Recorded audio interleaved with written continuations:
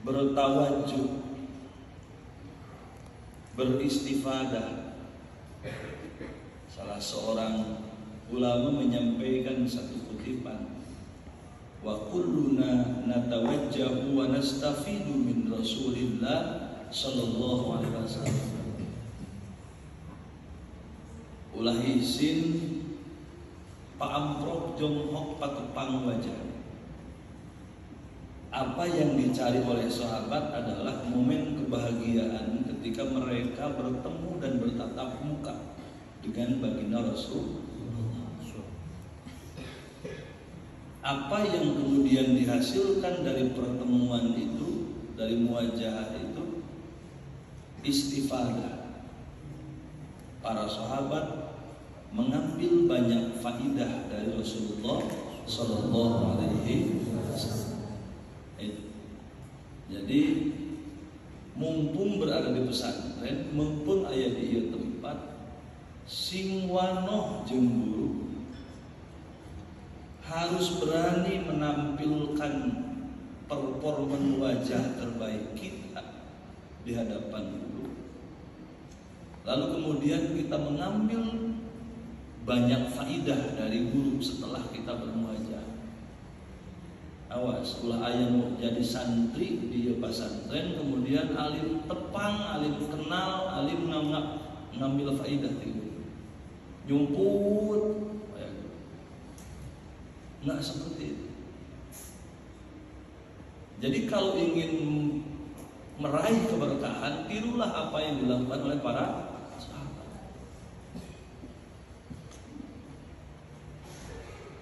Modelnya, caranya, bentuk pesantren. Sejarawan sering mengaitkan ketika ditanya di mana dan kapan pesantren bermula didirikan. Iraha mimiti pesantren aja. Ada yang menyebut dari kebiasaan umat Hindu dan Buddha, santrinya berasal dari kata sinatria, santren pasinatriaan. Banyak perspektif ahli sejarah, banyak perspektif cara pandang para ahli berkaitan dengan sejarah pesantren. Jang urang insan pesantren kudu apa iraha mimiti ayana pesantren. Kalau kemudian kita mau tahu, maka pesantren ada itu semenjak Islam dibawa oleh Rasulullah di Mekah. Kita sering mendengar istilah as-sabiqunal awwalun, di mana ada beberapa orang, ada beberapa sosok yang pertama kali berikrar syahadat dan ikut dengan ajaran Kanjeng Rasulullah Sallallahu Alaihi Wasallam. Mereka itulah yang kemudian disebut as-sabiqunal.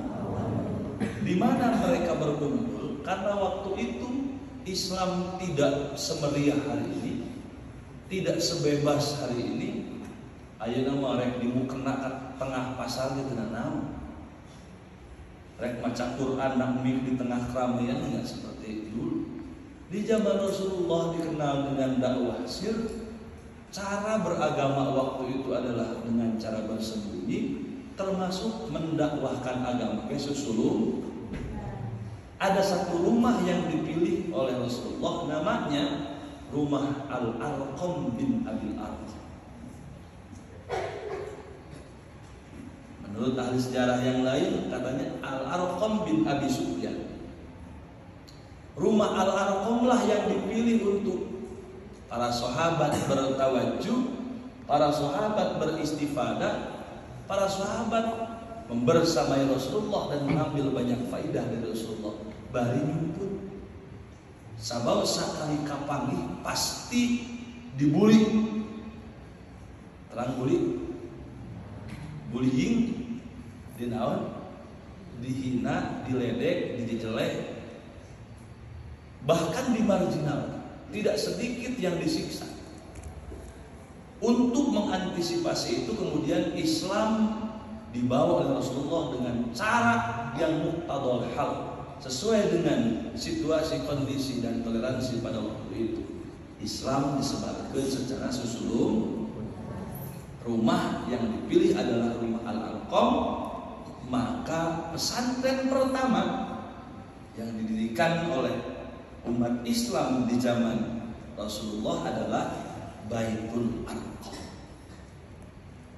Anjena, nama pesantrennya Baitul Arqam. Meski tidak ada pelang seperti di kita hari ini, pondok pesantren Baitul Arqam. Tidak selesai gunjingan masyarakat Mekah,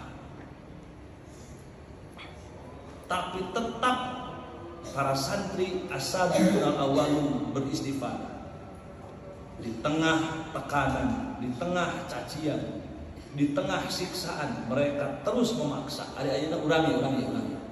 Ayah nyiksa orang ku pasantren ayah disiksa ku bapak pada pasantren ayah didubugan ku mamah pada pasantren ayah mereka dibunuh lamun ke pasantren, lamun pasantren, nah ada. Sekarang bebas.